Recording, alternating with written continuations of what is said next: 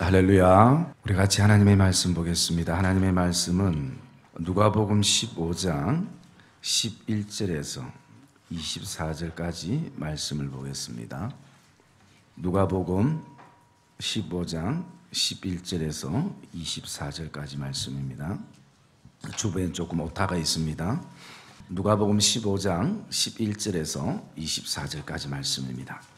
또 이르시되 어떤 사람에게 두 아들이 있는데 그 둘째가 아버지에게 말하되 아버지여 재산 중에서 내게 돌아올 분깃을 내게 주소서 하는지라.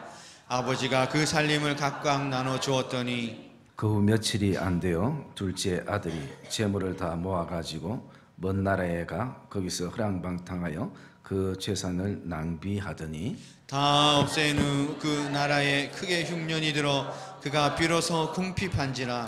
가서 그 나라 백성 중 한 사람에게 붙어 사니 그가 그를 들러 보내어 돼지를 치게 하였는데 그가 돼지 먹는 지엄 열매로 배를 채우고자 하되 주는 자가 없는지라. 이에 스스로 돌이켜 이르되 내 아버지에게는 양식이 풍족한 품꾼이 얼마나 많은가.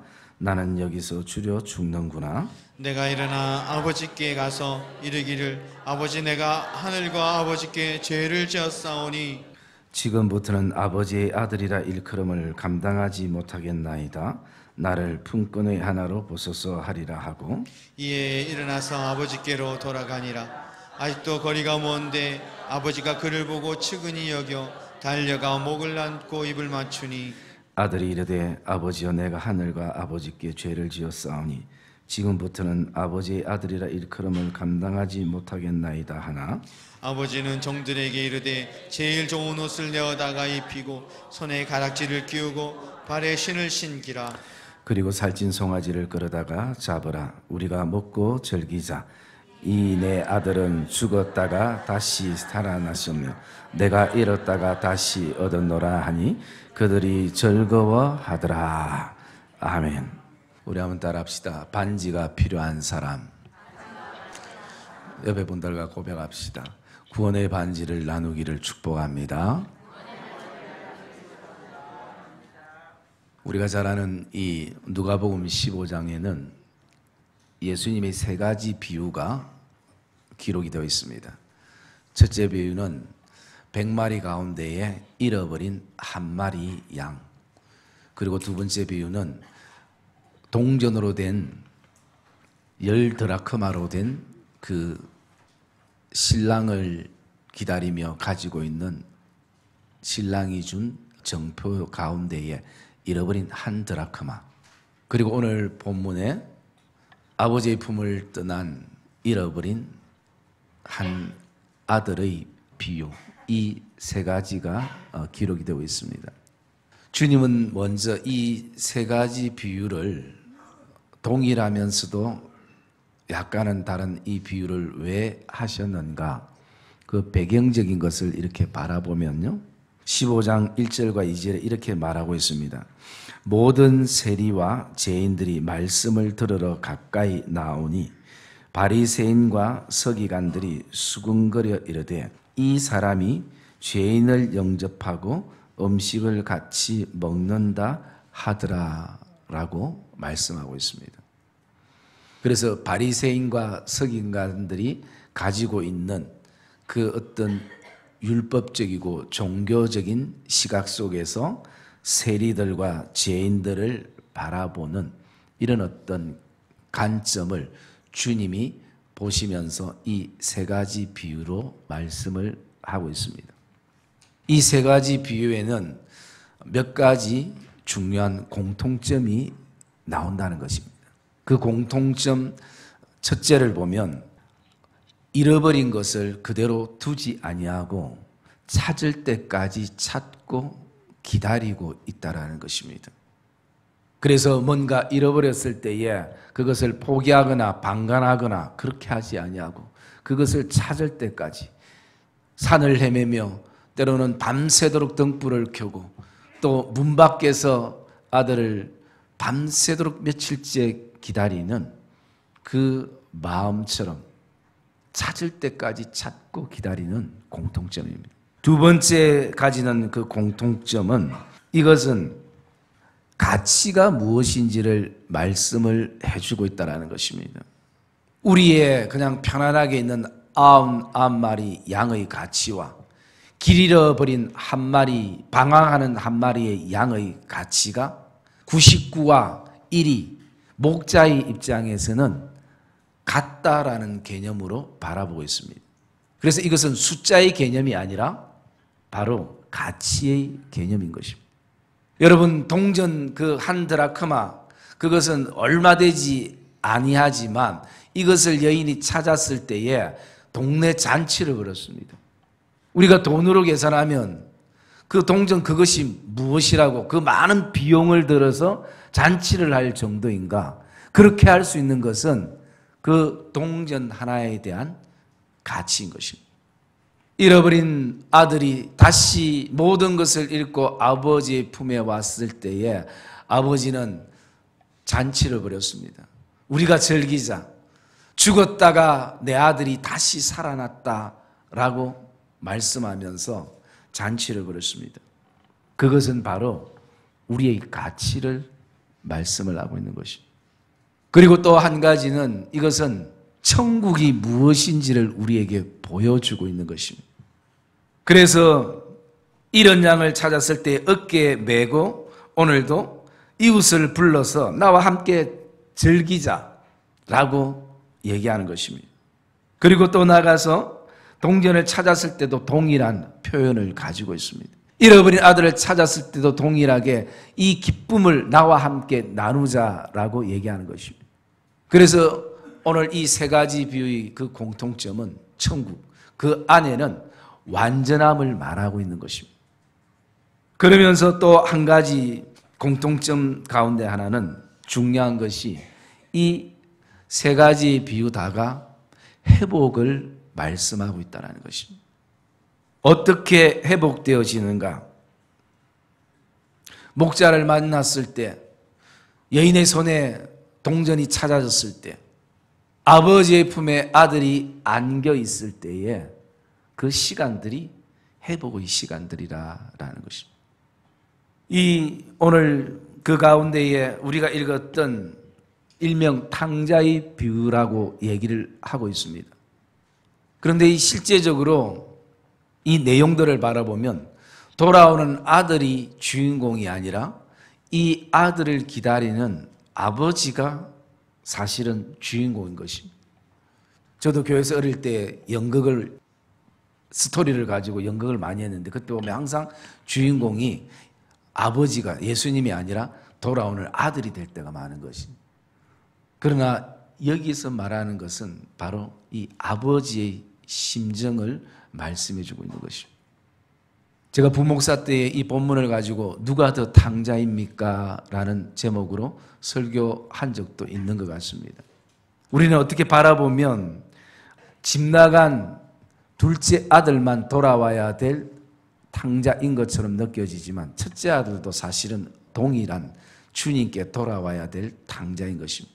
둘째 아들은 아버지 품을 아예 떠나서 세상을 향해 다니는 돌아와야 될 탕자이라면 첫째 아들은 신앙생활이 아니고 믿음생활이 아니고 그냥 종교적인 생활 속에서 이러지도 저러지도 못하고 그냥 교회 안에 발만 담그고 있는 또 다른 돌아와야 될 탕자이기도 하는 것입니다. 우리는 이 탕자들의 모습 속에서 주님이 왜 이 비유를 하셨는가? 거기에는 그 율법이라는 것을 우리가 보게 되는데요. 실제적으로 율법이 나타나는 두 가지 형태를 우리에게 말씀해 주고 있습니다.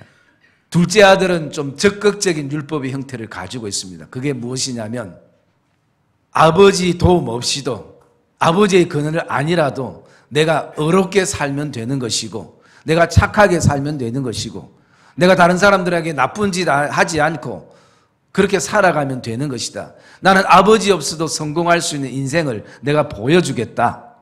오직 자기 의에 가득 차 있는 아들이기도 합니다. 그리고 이 아들은 아버지께 표현을 하고 그는 아버지의 품을 떠나는 적극적인 율법의 형태의 모습을 우리가 볼 수 있습니다. 맏아들은 조금 소극적인 율법의 형태의 모습을 볼 수가 있습니다. 그 모습은 어떤 모습이냐면 아버지의 품을 좀 떠나고 싶은데, 표현하고 싶은데, 그런데 그렇게 했다가 아버지를 통해서 얻어 쓸 수 있는 것을 쓰지 못할까 봐 염려가 되고 걱정이 되어서 어쩔 수 없이 아버지 곁에 붙어 있는, 그래서 아버지가 그냥 죽도록 일만 하면 아버지가 좋아하실 것이라고 아버지의 마음에 대한 부분들은 전혀 생각하지 못하고 그냥 늘 밭에 가서 일만 하는 그런 어떤 소극적인 형태의 율법의 생활의 모습을 우리에게 보여주고 있습니다. 아무튼 둘째 아들은 재산을 다 모아서 이제 최대한 아버지를 멀리 떠나서 나가게 됩니다. 그러나 그 결과 13절에는 단 한마디 표현으로 이렇게 말하고 있습니다. 그가 먼 나라에 가 거기서 허랑방탕하여 재산을 낭비하더니 라고 말씀합니다. 아버지의 품을 떠나면 더 잘 살 줄 알고 더 잘 될 줄 알고 그렇게 생각했었는데 그것이 아니었다라는 것입니다. 자신은 그냥 아버지의 재산만 낭비하고 그리고 허랑방탕했던 삶을 살았지만 오늘 그 아들을 향해서 아버지는 24절에 이렇게 표현합니다. 이 내 아들은 죽었다가 다시 살아났으며 내가 잃었다가 다시 얻었노라. 아버지는 생각했습니다. 아들이 나의 품을 떠나는 그것은 허랑방탕이 문제가 아니라 재산을 낭비하는 것이 문제가 아니라 아무리 그의 삶이 성공적이고 어렵게 살고 하려 해도 이미 그 삶은 죽었다라는 것입니다. 내 아들이 죽었다가 다시 살아났다라고 아버지가 말씀하고 있는 것입니다. 그러면서 이 아들이 돌아오기까지 끊임없이 아버지는 기다립니다. 아들은 모든 것을 잃어버리고 이제는 그가 겨우 하는 것이 돼지치기를 하기 시작했습니다. 여러분, 유대인들은 돼지를 율법적으로 정말 싫어합니다. 그리고 그것은 저주라고 생각할 정도로 돼지를 키우지 않습니다. 그런데 그렇게 자기가 싫어하는 그 돼지를 치면서 살아가는 삶은 결국 아버지의 품을 떠났을 때는 돼지와 같은 삶이 되고 돼지와 같은 인생을 그가 살아가고 있는, 자기가 제일 싫어했지만 율법적으로 도저히 용납되지 않았지만 결국 생명 때문에 먹고 사는 것 때문에 결국은 그 길을 선택하게 되더라는 것입니다. 그런데 그것조차도 자신에게 그 돼지 먹는 열매를 주는 사람도 없을 정도로 힘든 것이, 그때 생각난 것이 아버지 집이었습니다. 그때 생각났던 것이 아버지였습니다. 이 정도 떠나 있으면, 이 정도 성공되면, 이 정도 내가 어려우면 아버지가 잊혀질 줄 알았는데, 아버지의 존재가 무시될 줄 알았는데 나의 상태와 관계없이 아버지의 존재에 대한 그리움이 드는 것입니다. 그래서 그 아들은 고백합니다. 내가 하늘과 아버지께 죄를 지었사오니 내가 차라리 이제부터는 아들이 아니라 아버지의 집의 품꾼으로 내가 쓰이더라도, 내가 죽더라도 아버지께로 돌아가는 것이 낫겠다라고 얘기를 하고 아버지께로 나갑니다. 매일 문 밖에서 기다리던 아버지가 그 아들을 보고 단숨에 달려가서 20절에 보니까 그를 보고 측은히 여겨 달려가 목을 안고 입을 맞췄습니다. 너 모양이 왜 이 모양이니? 옷은 왜 이렇게 추리하니? 그리고 몸에 냄새는 왜 이렇게 많이 나니?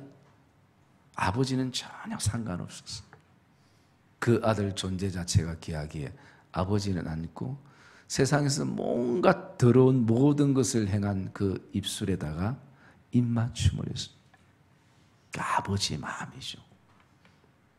여러분, 그 당시에 그 유대인들은 이 상속 문화에 대해서 철저했습니다.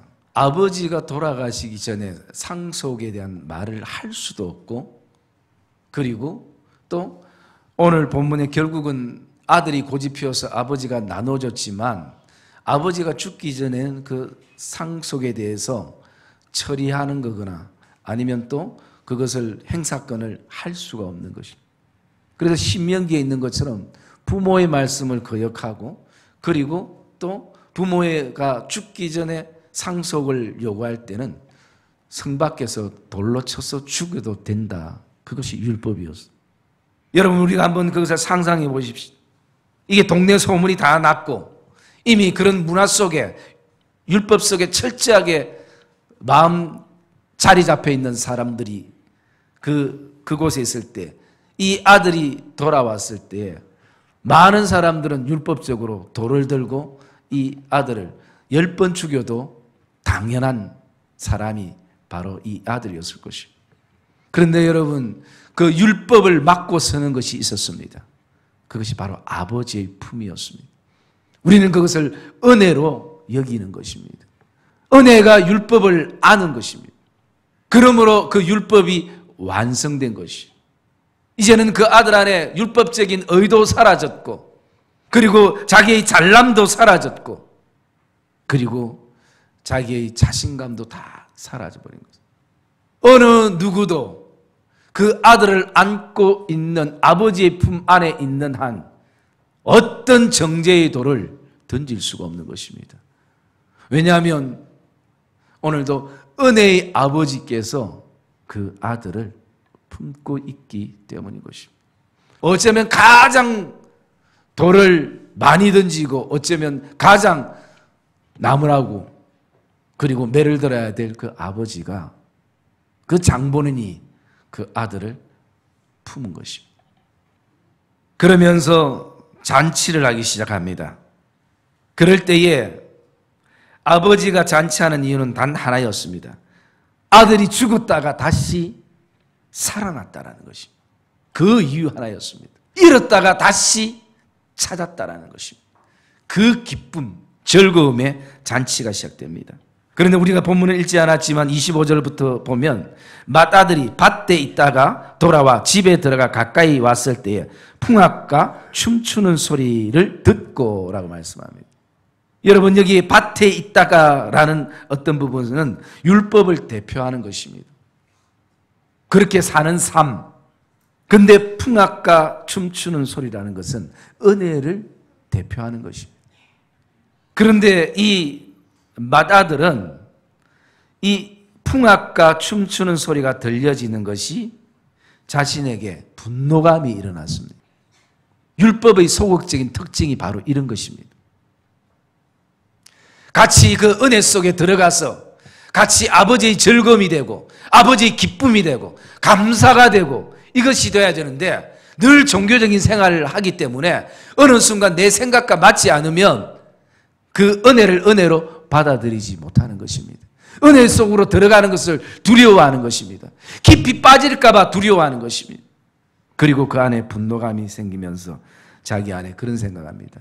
나는 평생 아버지를 떠나지도 않고 아버지의 명을 섬겨 지금까지 왔거늘 내게는 염소 새끼 한 마리도 주지 않았는데 어떻게 아버지의 재산을 탕진하고 온 저 아들에게 살찐 송아지를 잡느냐.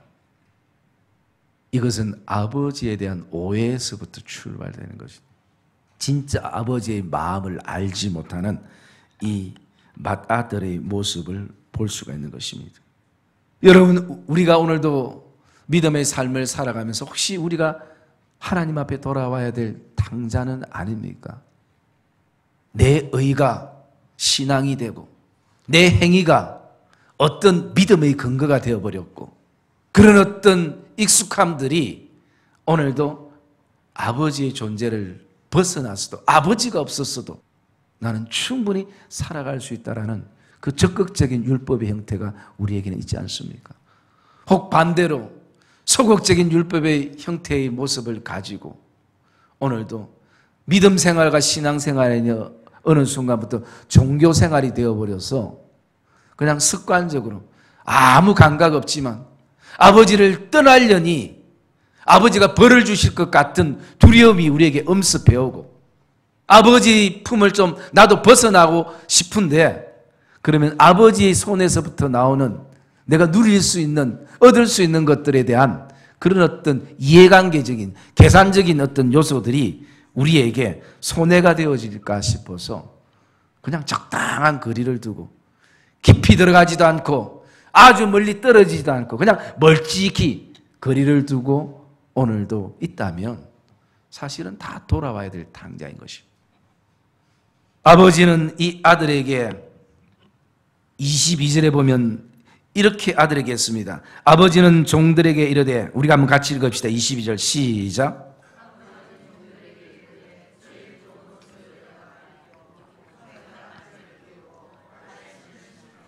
예, 아버지는 그렇게 명령했습니다. 제일 좋은 옷을 내어다 입히고 손에 가락지를 끼우고 발에 신을 신기라. 이것은 은혜가 주는 자유함을 말씀하고 있습니다. 그러면서도 변함없는 손에 가락지를 반지를 끼워 주셨습니다. 여러분, 그것은 굉장히 중요한 의미가 부여되고 있는 것입니다. 여러분, 통상적으로 반지라는 것은 동그랗기 때문에 옛날부터 그 영원성을 말하고 있었습니다. 반지 위에 어떤 그 모양은 다 달라도 손가락 끼는 반지는 거의 다 동그란 반지예요.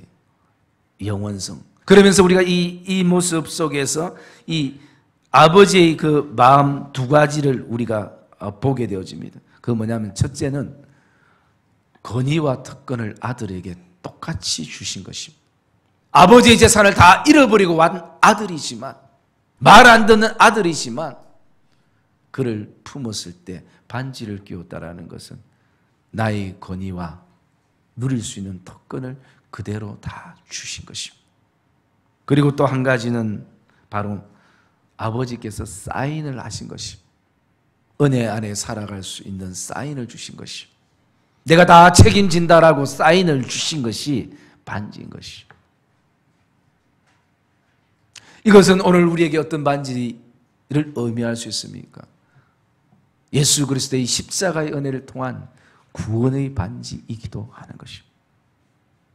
우리의 그 어떤 의로 얻을 수 있는 것이 아니라 오직 아버지의 은혜로 얻을 수 있는 것이, 아버지의 은혜로 우리의 손가락에 끼워주시는 것이 바로 이 구원의 반지요, 은혜의 반지인 것입니다. 그러면서 우리는 이 말씀 속에서 우리가 전도 축제를 앞두고 우리는 우리에게 이런 어떤 질문들을 던져볼 필요가 있는 것입니다. 오늘 이 땅에 살아가는 많은 사람들 또는 우리의 지인들, 가족들 안에도 어쩌면 내 모습처럼 아버지가 무슨 필요 있느냐, 하나님이 무슨 필요 있느냐, 그냥 내가 선하게 살면 되는 거지, 내가 그냥 어렵게 살면 되는 거지, 내가 그냥 착하게 살면 되는 거지, 그런 어떤 적극적인 하나님에 대한 거부 반응을 하는 사람들도 있을 것이고, 그리고 또 한 부류 안에는 그냥 그래, 내가 믿어야지, 내가 나가야지, 그렇게 얘기하면서 아직까지 결단과 결심을 하지 못하고 그렇게 흐느적거리는 사람들이 있기도 하고, 또 더 나아가서 교회는 열심히 다니는데 자기 열심과 그것이 어느 순간에 종교생활이 되어버리고 하나님에 대한 감격과 즐거움은 누리지 못하는 그런 어떤 사람들도 있을 것입니다. 그 모든 사람들에게 무엇이 필요하냐? 회복이 필요한 것입니다. 구원의 반지가 필요한 것입니다. 오늘 저와 여러분들, 오늘 정말 하나님의 은혜로 우리가 그 구원의 반지, 은혜의 반지를 끼고 있다면 우리는 누구에게 그것이 필요한 사람들을 우리는 바라볼 수 있는 시각이 저와 여러분 안에 있기를 주의 이름으로 축복합니다. 이 전도축제에 한 영혼 데려오는 건 너무나 귀하고 소중한 일일 것입니다. 그러나 이것이 얼마나 감격스럽고 천국 잔치가 이루어지는 그 이유는 오늘도 그 사람들이 구원의 반지가 필요한 것이고 은혜의 반지가 필요하기 때문에, 그러기에 우리는 그 사람들에게 우리가 이런 은혜를 누리고 이런 반지를 끼고 인생을 살아간다라고 우리는 그들에게 선포하며 그리스도의 향기와 그리스도의 편지로 우리가 그들에게 흘러보내는 삶이 되어야 하는 것입니다. 사랑의 믿음의 성도님들, 오늘도 아버지의 마음이 저와 여러분 안에 품어지기를, 목자의 마음이 저와 여러분 안에 품어지기를, 한 여인이 신랑을 기다리며 오늘도 가지고 있는 그 정표의 마음이 저와 여러분 안에 품어지기를 주의 이름으로 축복합니다. 그러려면 우리는 오늘도 잃어버린 것을 포기하거나 방관하지 말고 찾을 때까지 찾고 기다려야 할 것입니다. 그리고 그 가치를 보아야 할 것입니다. 남편과 아내와 자녀와 교회와 성도와 낙심된 자들의 그 가치를 보아야 할 것입니다. 주님은 그 가치를 보셨습니다. 그리고 나가서 오늘도 그들에게 이것이 천국이고 이것이 온전함이라는 것을, 이것이 완전함이라는 것을 우리는 나타내야 될 것입니다. 그럴 때 그들 안에 아버지를 통해서 회복의 은혜들이 흘러갈 것입니다. 그들에게 오늘도 정말 하나님께서 우리에게 주신 그 권위와, 그리고 나가서 하나님의 그 사인 속에서 우리가 오늘도 동일하게 믿음의 손을 잡고 나가게 될 것입니다. 사랑의 믿음의 성도님들, 오늘 저와 여러분들이 정말 마지막 그 한 주 전도 축제를 두고 지금도 가족과 또 지인과 자녀들을 위해서 직장과 일터와 가게의 사람들을 통해서 기도하고 있는 성도들일 것입니다. 그리고 우리는 찾아야 할 것입니다. 나가야 할 것입니다. 저와 여러분 안에 그래서 정말 반지가 필요한 사람들에게 구원의 반지를, 은혜의 반지를 손에 끼우는 감격과 기쁨을 함께 즐거워하며 오늘도 우리 교회 안에 또 우리의 삶 안에 풍악과 춤추는 소리, 그 은혜의 소리가 날마다 우리의 삶을 기름지게 하고 풍성하게 하는 복된 믿음의 걸음들이 되시기를 주님의 이름으로 축복합니다.